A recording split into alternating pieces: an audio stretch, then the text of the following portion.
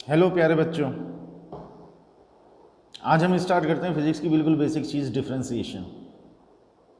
Actual में ये topic है बेटा मैथमेटिक्स का, बट ये फिजिक्स में बहुत काम में आने वाली चीज़ें हैं। मतलब फिजिक्स का एक बेसिक पार्ट है जिसमें डिफरेंशिएशन आता है, इंटीग्रेशन आता है, ट्रिग्नोमेट्रिक फंक्शंस आते हैं, ट्रिग्नोमेट्री के फॉर्मूले आते हैं, अलजेब्रा है, ग्राफिकल अप्रोच है। ये जितनी भी चीज़ें मैंने बोली हैं ये फिजिक्स की बिल्कुल बेसिक चीज़ें हैं।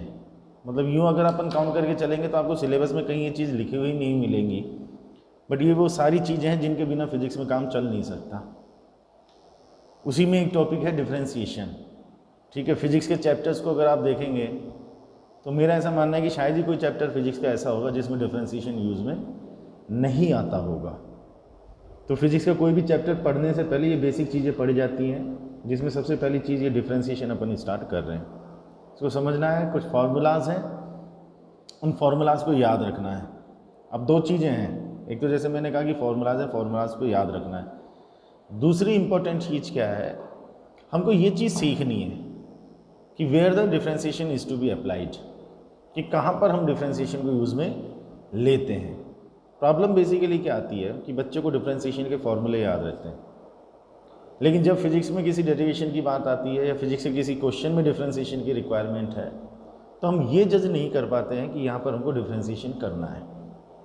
ये जजमेंट हम कब ले सकते हैं, जब हम डिफरेंशिएशन का मीनिंग जानते हैं।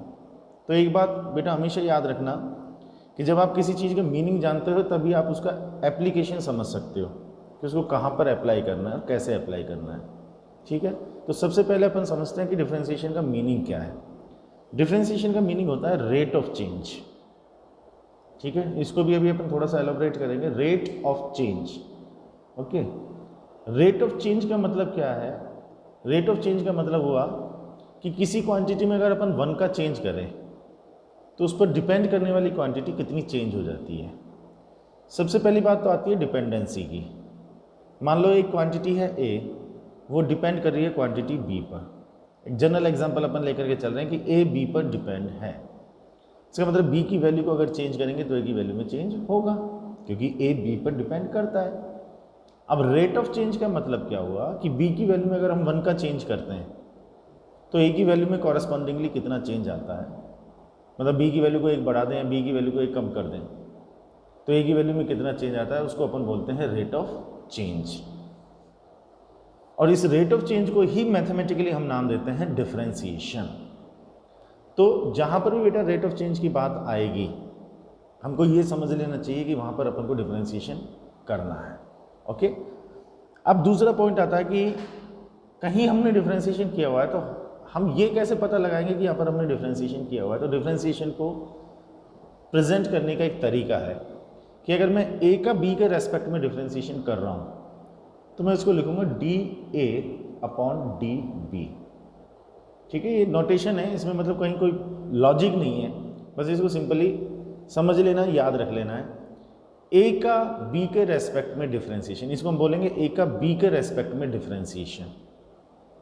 ठीक है, मतलब डिफरेंशिएशन किसका हो रहा है, ए का हो रहा है और बी के रेस्पेक्ट में हो रहा है। तो जिसका डिफरेंशिएशन होगा वो ऊपर आएगा और जिसके रेस्पेक्ट में डिफरेंशिएशन होगा वो नीचे आएगा। इसी को हम ऐसा कह सकते हैं, this is rate of change of a with respect to b. ये ए का बी में रेट ऑफ चेंज है, मतलब बी में अगर 1 का चेंज कर रहे हो तो ए में कितना चेंज आ रहा है। अब ये जो लिखा हुआ है बेटा इसका मतलब ये मत समझना कि डी इंटू ए और डी इंटू बी, नहीं, ये डी ए बोला जाएगा पूरा, डी ए, और अपॉन में बोला जाएगा डी बी। तो इसका मतलब हो गया ए का बी के रेस्पेक्ट में डिफरेंशिएशन।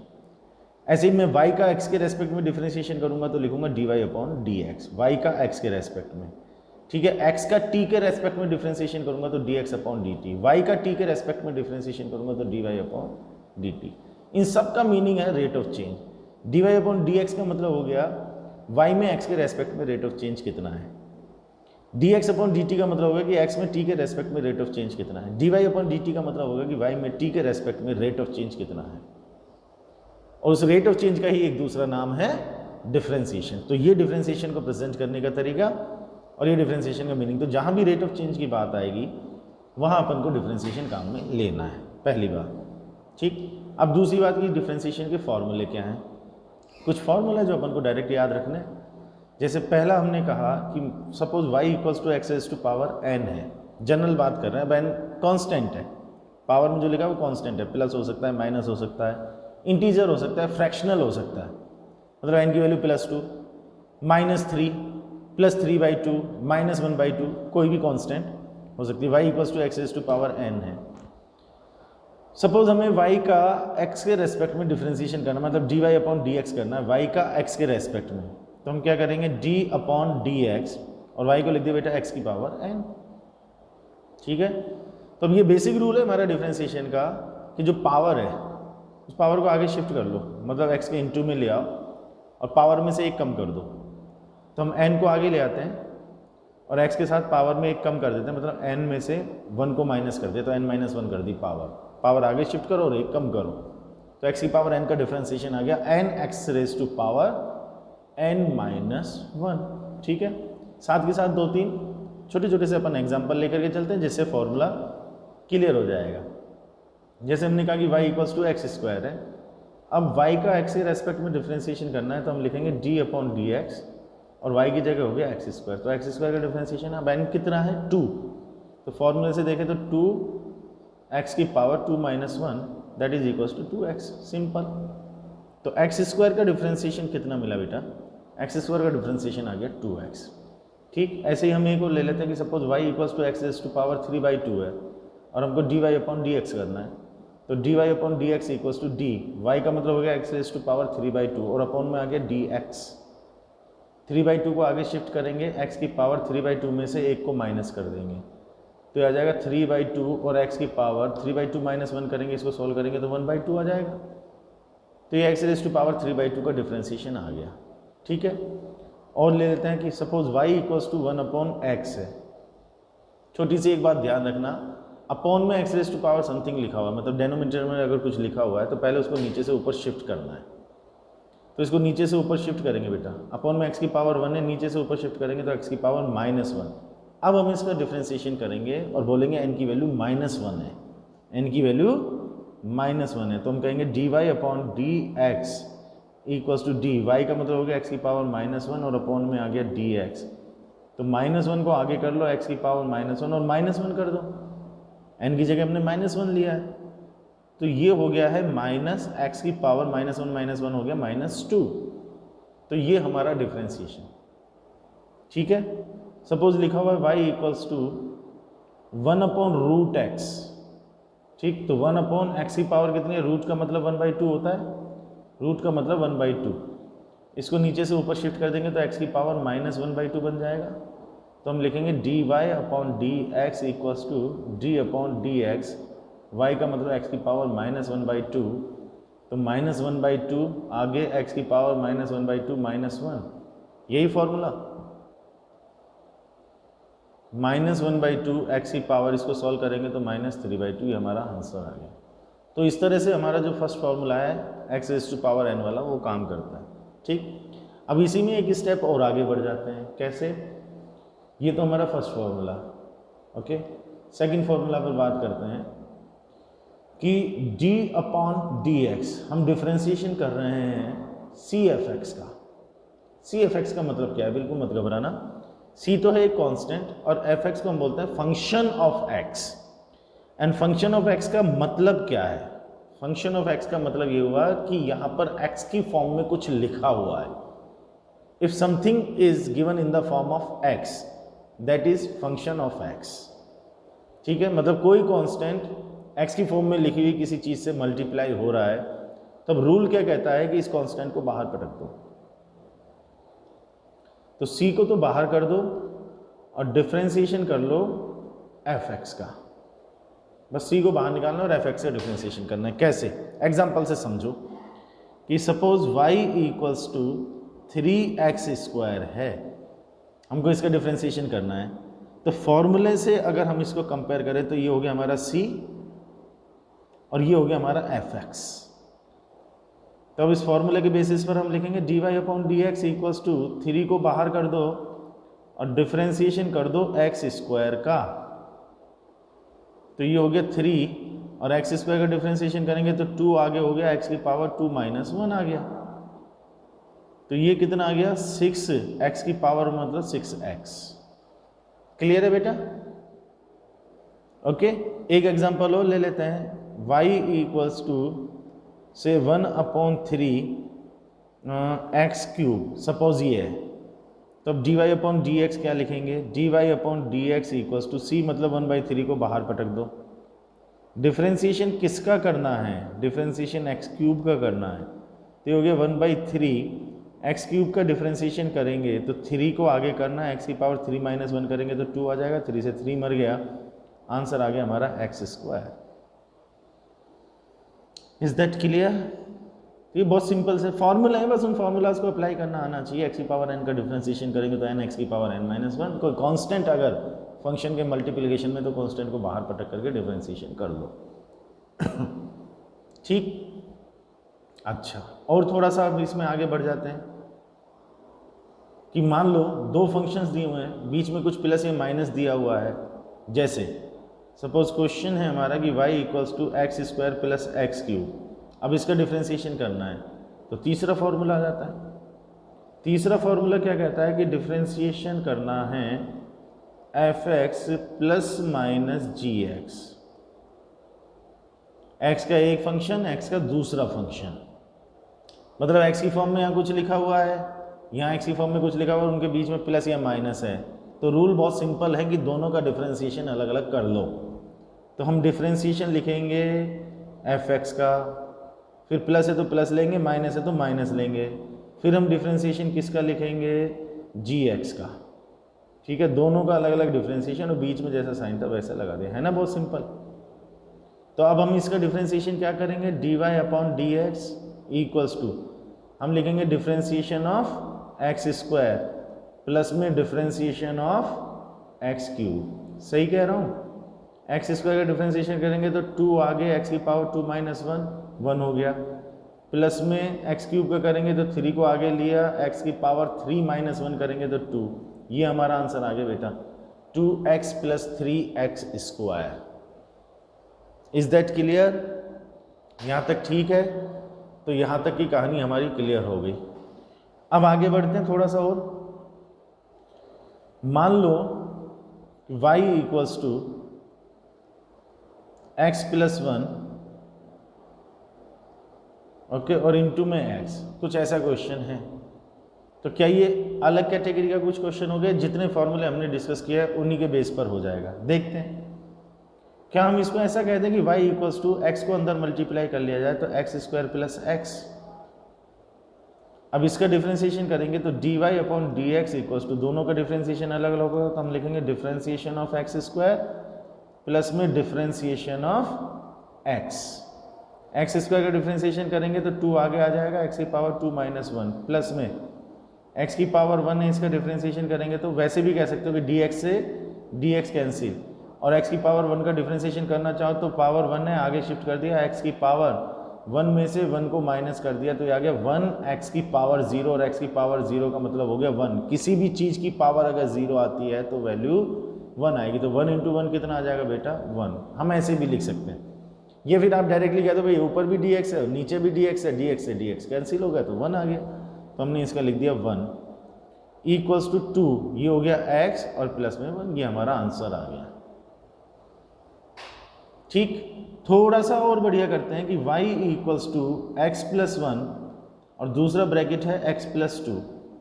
अब ये डिफ्रेंसिएशन करना है तो पहले दोनों ब्रैकेट्स को मल्टीप्लाई कर लें, x को मल्टीप्लाई कर लेते हैं तो x² प्लस 2x, 1 को मल्टीप्लाई करेंगे तो x + 2, तो y equals to x² plus 3x + 2। अब इसका डिफ्रेंसिएशन करते हैं, ठीक है, एक दो स्टेप अब मैं बीच में गायब कर दूंगा, तो dy/dx इक्वल्स टू x² का डिफ्रेंसिएशन क्या आएगा? 2x की पावर 2 - 1 मतलब x हो गया, प्लस में 3x का डिफ्रेंसिएशन करेंगे बेटा, 3 बाहर आ जाएगा, x का डिफ्रेंसिएशन 1 आ जाएगा, और प्लस में 2 का डिफ्रेंसिएशन क्या आएगा? 0। अब इसकी कहानी समझ लो। आप कहोगे सर कांस्टेंट यहाँ भी और कांस्टेंट यहाँ भी है, आपने इसको तो एज इट इज रख लिया सर, इस कांस्टेंट का जब आप कर रहे हो तो 0। डिफरेंस क्या है बेटा? डिफरेंस ये है कि यहाँ पर कांस्टेंट अकेला है। अब इसका रीजन भी समझाऊंगा। यहाँ कांस्टेंट अकेला है और यहाँ कांस्टेंट के साथ में x का कोई फंक्शन है, मतलब x की फॉर्म में कुछ लिखा हुआ है। अकेले कांस्टेंट का डिफरेंशिएशन 0 आता है, फंक्शन के साथ में कोई कांस्टेंट लिखा है तो कांस्टेंट को बाहर कर लेते हैं। उसका रीजन क्या है वो समझो। अकेले कांस्टेंट का डिफरेंस, जैसे मैं आपसे कहूँ कि y इक्वल्स टू 2 है, इसको लॉजिकली भी समझो और मैं फॉर्मूले से भी समझा दूंगा। अब y कोई कांस्टेंट है, y इक्वल्स टू 2, तो पहले तो ये देखो कि क्या y यहाँ पर x पर डिपेंड कर रहा है? क्या y की वैल्यू x पर डिपेंड कर रही है? नहीं कर रही। जब x पर डिपेंड नहीं है तो x में कोई चेंज होने के साथ y में कोई चेंज होगा क्या? नहीं होगा। नहीं होगा तो रेट ऑफ चेंज क्या आना चाहिए? मैं आपसे कहूँ कि rate of change of y with respect to x कितना आना चाहिए? लॉजिकली सोचो, रेट ऑफ चेंज का मतलब होगा कि x में 1 का चेंज करेंगे तो y में कितना चेंज होगा, और वो कब होगा? जब y x पे डिपेंड करेगा। y तो x पर डिपेंड ही नहीं कर रहा, इसका मतलब x में अगर कोई चेंज करेंगे तो y में चेंज नहीं होगा। y में अगर चेंज नहीं होगा तो रेट ऑफ चेंज कितना आएगा? 0। रेट ऑफ चेंज का नाम ही डिफरेंशिएशन, तो हम कहेंगे यहाँ तो डिफरेंशिएशन 0 आना चाहिए क्योंकि ये कांस्टेंट है।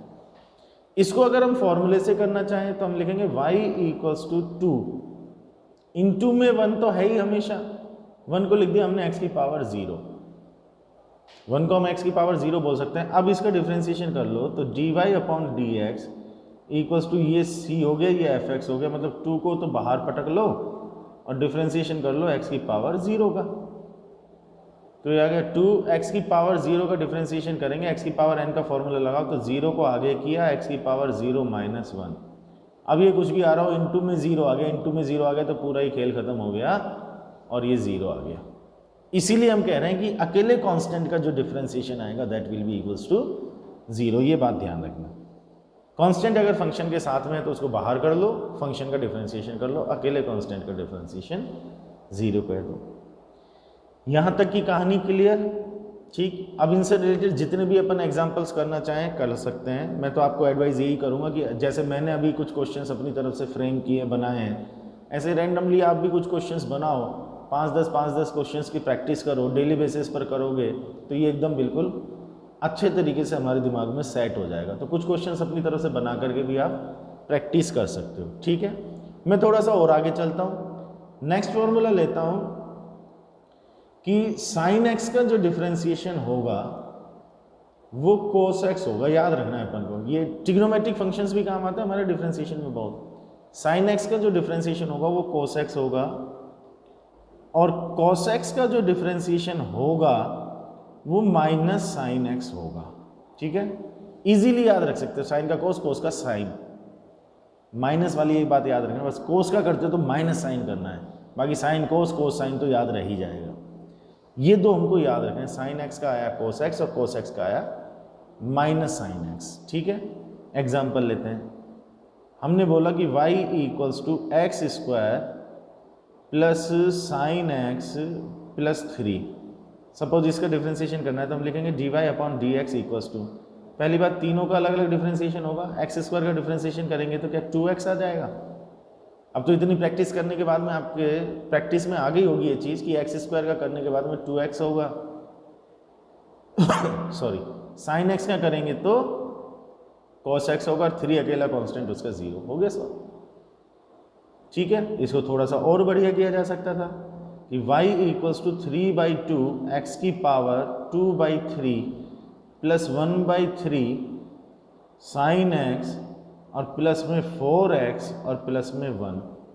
अब इसका डिफरेंशिएशन करें तो अब जो क्वेश्चंस मैं सॉल्व करता जा रहा हूँ, ठीक है, आपका पढ़ने का सबसे अच्छा तरीका क्या हो सकता है कि जैसे ही सर ने यहाँ पर क्वेश्चन लिखा उसके बाद में आप स्क्रीन को पॉज कर दो और फिर सॉल्व करके देख लो पूरा, फिर इसको स्टार्ट कर देना, मैच करके देख लेना सर का सॉल्यूशन और आपका सॉल्यूशन एक जैसा है। यानी dy अपॉन डी एक्स, सबका डिफरेंशिएशन अलग अलग। 3/2 को बाहर पटका, डिफरेंशिएशन कर रहे हैं x की पावर 2/3 का, प्लस 1/3 को बाहर पटक दिया, डिफरेंशिएशन कर रहे हैं साइन x का। 4x का करेंगे तो 4 को बाहर कर दो, डिफरेंशिएशन कर रहे हैं x का। 1 का तो अपन डायरेक्ट 0 बोल ही दें। ठीक है, तो इक्वल्स टू 3/2। अब ये डिफरेंशिएशन करेंगे तो क्या लिखेंगे 2/3 x की power 2/3 minus 1 plus 1/3 sine x का डिफरेंशिएशन आएगा cos x प्लस 4 ये dx x का डिफ्रेंसिएशन 1 आ जाएगा, तो 1 लिखने की ज़रूरत नहीं है, प्लस में 0 है ही। सॉल्व कर लेते हैं इसको, 2 से 2 कैंसिल हो गया, 3 से 3 कैंसिल हो गया, तो ये आया बेटा x की पावर। अब 2/3 माइनस 1 करेंगे तो -1/3 आ गया ना, प्लस 1/3 cos x और प्लस में 4, ये हमारा आंसर। मैच करके देख लेना ढंग से, ठीक। इसी में एक छोटी सी बात सीखनी है। छोटी सी बात क्या सीखनी है, ध्यान लगाना उस पर थोड़ा सा, कि साइन x का डिफरेंशिएशन cos x और cos x का डिफरेंशिएशन माइनस साइन x। ठीक है सर, मान लो क्वेश्चन है बेटा कि y equals to sign 2x और इसका डिफरेंशिएशन करना है, तो डिफरेंशिएशन का बेसिक रूल क्या है? बेसिक रूल ये है कि जितनी भी चीजें आपको दिखती हैं सबका डिफरेंशिएशन होना है। अब मैं आपसे कहता हूं कि ये जो डिफरेंशिएशन अपन ने यहां पर लिखे हुए हैं, इनको आप ऐसे याद रखो कि साइन का कोस है, एंगल बोलो ही मत, साइन का डिफरेंशिएशन कोस और कोस का डिफरेंशिएशन माइनस साइन। ठीक है, उस तरह से लेकर के चलो। तो हमने कहा कि साहब साइन है, तो साइन का डिफरेंशिएशन हो गया कोस, जो भी एंगल दिख रहा है, एंगल 2x है, उसको एज इट इज चिपका दो, चिपका दिया। तो हमने बोला साइन का कोस है, एंगल एज इट इज लिख लो। अलग से अब इस एंगल का डिफरेंशिएशन और करो, साइन का कोस कर दिया, एंगल लिख दिया, ये तो हुआ एक काम, एक स्टेप। दूसरा स्टेप क्या है कि जो एंगल 2x लिखा हुआ है, अलग से उस 2x का डिफरेंशिएशन करो। अलग से 2x का अगर मैं अलग से डिफरेंशिएशन करूं तो क्या आएगा भाई? मैं बोल रहा हूं डायरेक्ट 2। एंगल का डिफरेंशिएशन करने से जो मिला, एंगल का डिफरेंशिएशन करने से जो मिला, उससे यहां पर मल्टीप्लाई कर दो। तो 2x का आपने डिफरेंशिएशन देखा तो 2 आया, यहां मल्टीप्लाई कर दिया। अब दिमाग में एक सवाल आएगा, सर आपने साइन 2x में तो एंगल का डिफरेंशिएशन किया, लेकिन जब आपने हमको फॉर्मूला बताया साइन और कोस वाला, तो उसमें आपने एंगल का डिफरेंशिएशन क्यों नहीं किया? बेटा अगर इस चीज को आप ध्यान से देखोगे तो वहां पर भी एंगल का डिफरेंशिएशन हो रहा है। अब जैसे मैंने आपको साइन 2x का डिफरेंशिएशन बताया, ऐसे ही आप साइन x का डिफरेंशिएशन यहाँ पर चेक करो। दिमाग में सवाल यही तो चल रहा है कि सर एंगल का डिफरेंशिएशन यहाँ पर भी तो होना चाहिए। देखते हैं साइन का डिफरेंशिएशन, हमने कहा सर कोस, जो एंगल दिख रहा है वो लिख दो, लिख दो। अब अलग से एंगल का डिफरेंशिएशन करो, मतलब अलग से x का डिफरेंशिएशन करो x के रेस्पेक्ट में, तो x का डिफरेंशिएशन कितना आएगा? 1 से यहाँ पर मल्टीप्लाई करोगे, अल्टीमेटली यही चीज आ जाएगी। तो ऐसा मत सोचना कि साइन x और कोस x का जब डिफरेंशिएशन कर रहे हैं तो यहाँ पर एंगल का डिफरेंशिएशन नहीं होगा। एंगल का डिफरेंशिएशन तो होना ही है। साइन x और कोस x में वो आपको दिखाई नहीं दे रहा क्योंकि 1 आ रहा है, इसलिए उस 1 को हमने नहीं लिखा। बाकी साइन 2x का जब आप डिफरेंशिएशन करोगे तो उसमें 2x का डिफरेंशिएशन करने से 2 आएगा, वो 2 आपको यहां पर दिखाई देगा। अब ट्राई करके देखो कि y equals to cos 3x है, इसका डिफरेंशिएशन किया जाए तो क्या आएगा? ठीक, अब इसी बेसिक मेथड पर चलो। कोस का माइनस साइन, एंगल 3x का अलग से डिफरेंशिएशन 3 से यहां पर मल्टीप्लाई, ये आंसर है ना, बिल्कुल सिंपल। तो cos 3x का डिफरेंशिएशन आ गया -3 sin 3x। ठीक है, y इक्वल्स टू, मान लो sin x/2 करना आप इसको, प्लस में cos x/4। अब इसका डिफरेंशिएशन करना है तो dy/dx आप करो, साइन का cos, एंगल x/2। आप अलग से चेक करके देख लो x/2 का डिफरेंशिएशन कितना आएगा? x/2 मतलब 1/2x, ये तो इसका डिफरेंशिएशन करेंगे तो 1/2 आएगा। अब ज़्यादा मैं एक्सप्लेन नहीं कर रहा हूँ, आप खुद ही चेक कर लो। x/2 का डिफरेंशिएशन 1/2 आएगा, उससे यहाँ पर मल्टीप्लाई, फिर प्लस में कोस का करेंगे तो माइनस साइन आएगा, तो इसको यहाँ पर प्लस की जगह माइनस कर लेते हैं।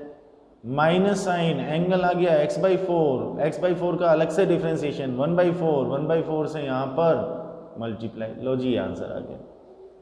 जो जो क्वेश्चन सॉल्व करते जाओ, स्क्रीन पॉज करके आप तो क्वेश्चन को देख करके स्क्रीन पॉज करो, उसके बाद में सॉल्व करो, फिर उसको चेक करके देखो कि क्या आंसर आपने निकाला और क्या यहाँ पर आ रहा है।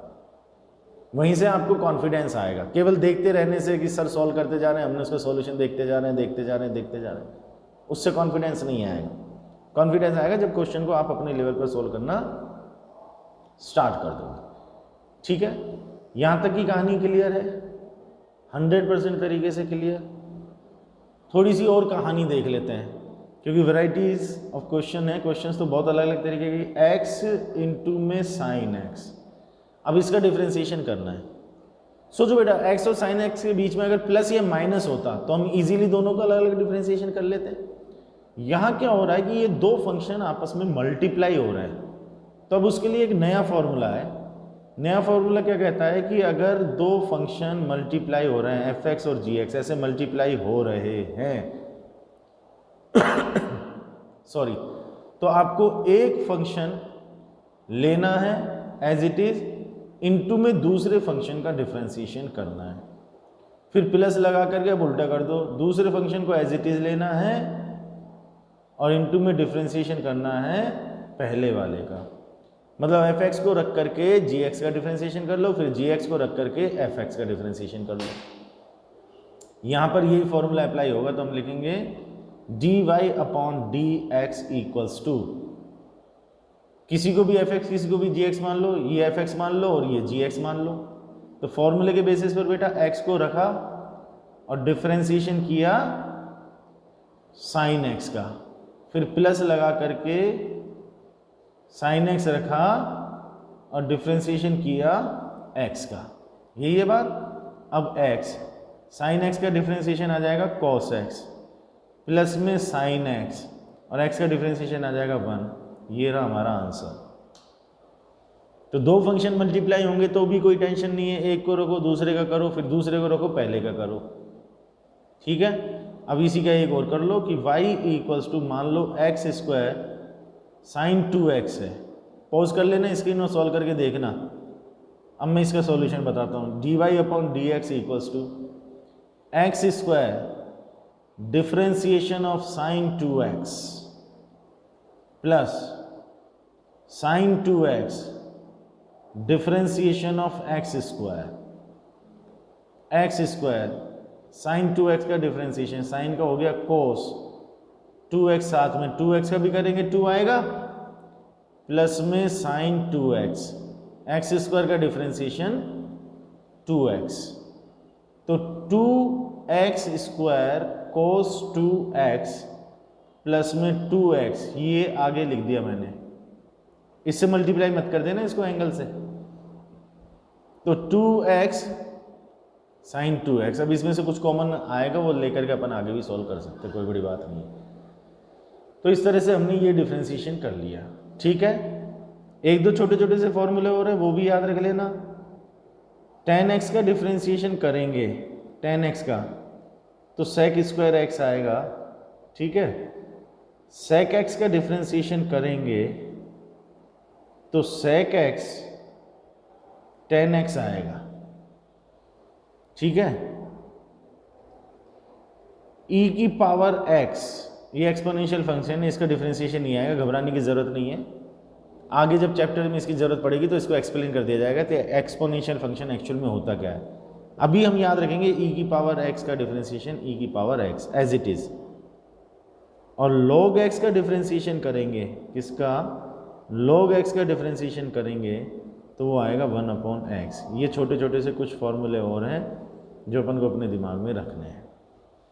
ठीक है, फॉर्मूले तो ये याद रखने हैं, क्वेश्चंस की प्रैक्टिस और थोड़ी सी कर लेते बेटा। y इक्वल्स टू, मान लो x square plus ten x plus sec x, ठीक है, और प्लस में 1/2 ये लिखा हमने, dy अपॉन डी एक्स। अब सबका अलग अलग करना है क्योंकि बीच में प्लस दिखाई दे रहे हैं। एक्स स्क्वायर का डिफरेंशिएशन क्या मैं डायरेक्ट बोल सकता हूँ 2x प्लस 10x का डिफरेंशिएशन अभी हमने फॉर्मूला लिखा है तो sec स्क्वायर x, प्लस में sec x की बात करें तो उसका भी लिखा है sec x 10x और 1/2 का आ जाएगा 0। ये हो गया हमारा आंसर। बोलो ये बात क्लियर है? तो कुछ फॉर्मूले अपन को याद रखने हैं, बाकी फिर अपन को क्वेश्चंस की प्रैक्टिस करनी है, उसके अलावा कोई टेंशन नहीं है। फॉर्मूले याद रखो, क्वेश्चंस की प्रैक्टिस करो। और क्वेश्चन की प्रैक्टिस करने का तरीका मैंने बता दिया कि यहाँ जो क्वेश्चन लिखता हूँ उसका सॉल्यूशन आप खुद करके देखो, फिर मैच करके देखो। और कुछ क्वेश्चंस आप अपनी तरफ से भी फ्रेम करके चलो, खुद अपनी तरफ से भी क्वेश्चन। अब जैसे इस वीडियो को देखने के बाद में आप अपनी तरफ से 8-10 क्वेश्चन और रूटीन में 3-4 दिन इस तरह से कुछ क्वेश्चन सॉल्व करके देखते रहो, तो आपको अच्छी प्रैक्टिस हो जाएगी और बस प्रैक्टिस से सारी चीज़ क्लियर हो जाएगी। ठीक है। एक दो छोटी छोटी सी चीज़ें और हैं कि जैसे y = e⁻ 2x हो। सर आपने e⁻x का तो e⁻x बताया, अब e की पावर में 2x हुआ तो जैसे अपन ने एंगल के लिए बात की थी कि sin 2x होगा तो 2x का डिफरेंशिएशन अलग से करना है, ऐसे यहाँ पर आएगा। सबसे पहली बात, e को देखा तो इसको एज इट इज़ तो लिख ही दो। जैसे हमने कहा कि भाई साइन को देखते ही कोस कर दो और कोस को देखते ही माइनस साइन कर दो। ठीक है, ऐसे ही e को देख करके एज इट इज़ तो लिख लो। अब अलग से 2x जो इसकी पावर में लिखा हुआ है ना, उसका डिफरेंशिएशन और करो बेटा अलग से, तो आ जाएगा 2, उससे मल्टीप्लाई कर लो यहाँ पर, उससे यहाँ पर मल्टीप्लाई कर लो तो 2e⁻ 2x आ गया। ऐसे ही कहानी लॉग में चलेगी कि y = मान लो log 2x है, तो dy/dx क्या है, हमको याद कैसे रखना है, e का e log का 1/, तो log को देखते ही हम क्या कहेंगे कि साहब जो भी साथ में लिखा हुआ है ना उसको 1 के अपॉन में ले जाओ। पहली बार जो भी log के साथ में लिखा है उसको 1 के अपॉन में ले जाओ। ठीक है साहब। अब जो उसके साथ में लिखा हुआ है उसका अलग से डिफरेंशिएशन करो, तो 2x का डिफरेंशिएशन करेंगे तो 2 आएगा, उससे करो मल्टीप्लाई, ये गया मर, तो आगे 1/x, तो log 2x का डिफरेंशिएशन भी 1/x आएगा। बोलो यहाँ तक की कहानी क्लियर है? ठीक है। मैं साथ के साथ में फॉर्मूले लेकर के चलाऊँ, आप चाहो तो ये फॉर्मूले सारे के साथ एक साथ नोट कर लेना, ठीक है ना, और फिर उनसे रिलेटेड मैं क्वेश्चन साथ के साथ में लेकर के चलाऊँ। बाकी इसकी तो प्रैक्टिस अपन जितनी करेंगे उतनी कम है। ठीक है, मैं चाहूँ तो अभी 50 क्वेश्चंस की भी प्रैक्टिस करा दूँ, लेकिन जितनी प्रैक्टिस आप करेंगे खुद उतना बढ़िया है। मैंने आपको 2-2, 4-4 एग्जाम्पल लेकर के चीज़ों को समझा दिया कि कौन सा फॉर्मूला किस तरह से काम कर रहा है।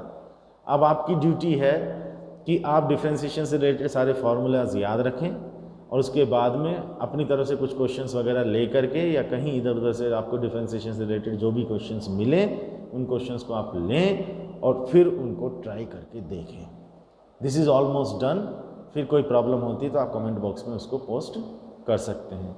नेक्स्ट वीडियो में थोड़ा सा अपन हल्का सा डिफ्रेंशिएशन को रिवाइज कर लेंगे और फिर उसके बाद में इसी का भाई लेंगे इंटीग्रेशन।